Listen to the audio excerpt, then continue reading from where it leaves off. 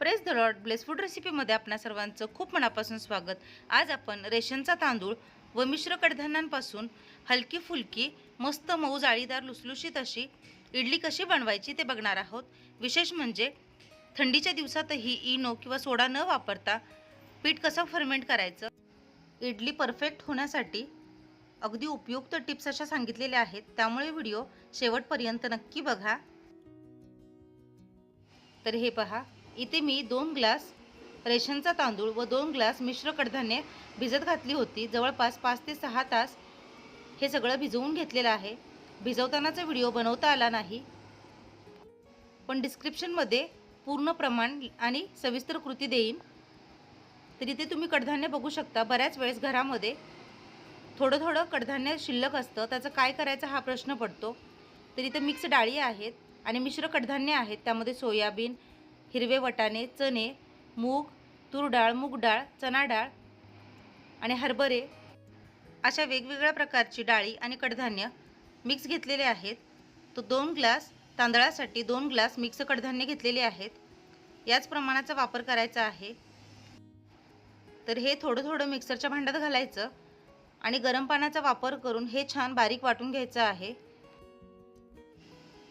सगळं वाटण छान वाटून झालेलं आहे। आता यामध्ये चवीनुसार मीठ घालायचं आहे। तर नंतर आपल्याला मीठ घालायचं नाही आहे, त्यामुळे हे भिजायला ठेवतानाच मीठ घालायचं आहे। त्यामुळे लागेल तितकं यामध्ये मीठ घातलेलं आहे आणि एक 5 मिनिट एकाच डायरेक्शननी सतत हे फेटून घ्यायचं आहे। फेटल्यामुळे यामध्ये हवेची पोकळी निर्माण होते आणि जो पदार्थ बनवणार म्हणजे इडली डोसा बनवणार ते मस्त जाळीदार आणि मऊ लुसलुशीत होतात। तर सीझन कोणताही असो, अगदी कडाक्याच्या थंडीमध्ये देखील या पद्धतीने पीठ बनवाल तर पीठ अगदी परफेक्ट बनतं। इथे मी एक स्टीलचा डब्बा वापरलेला आहे। डब्बा घेताना मोठा घ्यायचा आहे, म्हणजे जितक्या प्रमाणात पीठ आधी आहे त्याच्या तिपटीने जागा त्यामध्ये रिकामी हवी, म्हणजे पीठ छान फुगेल। तर हे झाकून जवळपास 7 ते 8 तासांसाठी फर्मेंट व्हायला ठेवायचं आहे। जवळपास 7 तास झालेले आहेत आणि बघू शकताय पीठ जवळपास दुप्पट झालेलं आहे आणि किती छान हे बघा फर्मेंट झालंय। यामध्ये आपण इनो सोडा काहीही वापरलेलं नाही आहे। कडधान्य वाटताना त्यामध्ये गरम पाणी वापरायचं आणि मीठ घालून एक 5 मिनिटं फिरवायचं, त्यामुळे पीठ छान असं जाळीदार होतं। आता यामध्ये एक अर्धा चमचा साखर घालायची आहे। साखरेमुळे इडलीला चव छान लागते आणि एक शायनिंग येते।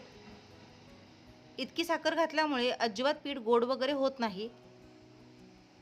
साखर घालून पुन्हा हे छान मिक्स करून घ्यायचं आहे। पिठाची कन्सिस्टन्सी तुम्ही बघू शकता, याच पद्धतीचे आपल्याला पीठ बनवायचं आहे। यामध्ये पाणी घालायचं नाही। इडली पात्रामध्ये पाणी घालून पाणी गरम करायला ठेवलेलं आहे।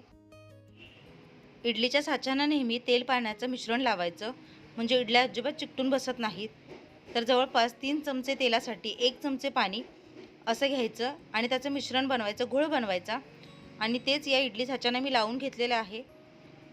अशा पद्धतीने ज्यावेळेस आपण साच्याना तेल पाण्याचा हात लावतो त्यावेळेस इडल्या आपण उचलतात त्या चमच्याने किंवा सुरीने काढण्याची गरज लागत नाही। ज्यावेळेस इडल्या बनतील त्यावेळेस ते तुमच्या नक्की लक्षात येईल। बऱ्याच लोकांची ही समस्या असते की इडली काढल्यानंतर अर्धी इडली साच्याला चिकटून राहते आणि ती व्यवस्थित निघत नाही। तर हे बघा, तयार जे मिश्रण आहे ते या साच्यांमध्ये बसेल इतकंच घालायचं आहे। दाखवते त्या पद्धतीने साच्यामध्ये बसेल इतकंच पीठ घालायचं आहे। खूप असं भरून भरून घातलं तर इडलीचा आकार बदलतो आणि मिश्रण सगळीकडे पसरलं जातं, त्यामुळे इडली व्यवस्थित होत नाही। तर आता पहिल्या साच्यामध्ये पीठ घातलेलं आहे आणि हे सगळ्यात शेवटी असं ठेवून द्यायचं आहे। तर आता दुसरा आणखी एक साच्यामध्ये भरून दाखवते। तर पिठाची कन्सिस्टन्सी तुम्ही बघू शकताय। पीठ खूप पातळही करायचं नाही आहे, खूप घट्टही करायचं नाही आहे। या पद्धतीने केलं तर इडली अगदी परफेक्ट होते।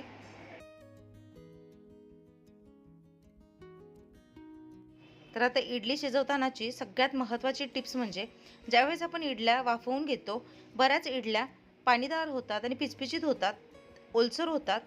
त्या होऊ नये यासाठी तर इथे जे तुम्हाला इडलीच्या साच्याला 3 डॉट दिसत आहेत ते एकावर एक असे कधीच ठेवायचे नाहीत, तर ते अल्टरनेटिव्ह ठेवायचे। तर मी दाखवते त्या पद्धतीने एकावर एक ठेवलेलं नाही आहे। हे गोल अल्टरनेटिव्ह ठेवायचे। पुन्हा एक दाखवते। तर या गोलावर गोल असं न ठेवता हे अशा पद्धतीने ठेवायचं आहे। तर हे बघा पुन्हा एकदा दाखवलेलं आहे।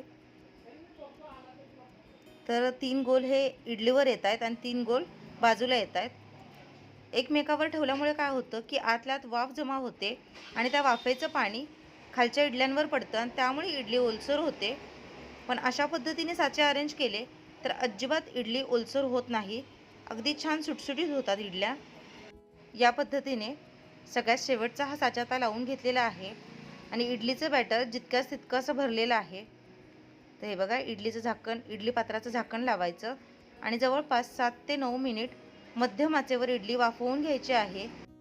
इडली हाय फ्लेमवर कधीच वाफवायची नाही, त्यामुळे ती पिठूळ अशी होते आणि आतून कच्ची लागते। त्यामुळे मध्यम आचेवर एक 7 ते 9 मिनिट वाफवून घ्यायची आहे। तर हे बघा जवळपास 8 मिनिट झालेले आहेत आणि इडली किती छान फुगले आणि किती छान जाळी दिसते ते बघू शकताय तुम्ही। इडली अजून गरम आहे तरीही बघा त्याचा आकार बदललेला नाही आहे आणि चमचा किंवा सुरी न लावता अगदी हाताच्या साहाय्याने सहजरित्या निघते। विशेष म्हणजे इडलीला किती छान जाळी पडली ती बघू शकताय। इडली पांढरी शुभ्र यासाठी दिसत नाही आहे कारण आपण मिश्र कडधान्यांचा वापर केला आहे। तर बघा हलकी फुलकी मस्त जाळीदार अशी इडली तयार झालेली आहे। आशा आहे इडलीची ही रेसिपी तुम्हाला आवडली असेल। आवडल्यास या पद्धतीने एकदा नक्की ट्राय करून बघा। ही इडली पौष्टिक आहे, शिवाय चवीला देखील भारी आहे। फक्त डाळ तांदळाचा वापर करून देखील इडली कशी करायची याची रेसिपी आधीच अपलोड केलेली आहे, नसेल बघितली तर नक्की बघा। आशा आहे आजची ही इडलीची रेसिपी आणि खूप साऱ्या टिप्स सांगितलेल्या तुमच्या उपयोगी येतील। चॅनलवर नवीन असाल तर सबस्क्राईब करा, लाईक करा, शेअर करा। सगळ्यात महत्त्वाचं म्हणजे जी काही बेल आयकन दिसते म्हणजेच घंटी दाबायला अजिबात विसरू नका। या बाबतीत अजून काही शंका असतील, काही समजलं नसेल तर तशी मला नक्की कमेंट करा। भेटूया अशाच एका नवीन आणि पारंपरिक रेसिपीसह। तोपर्यंत स्वस्त रहा, मस्त खा आणि माझ्या रेसिपीज बघत रहा। आजची रेसिपी बघितली त्याबद्दल खूप मनापासून धन्यवाद।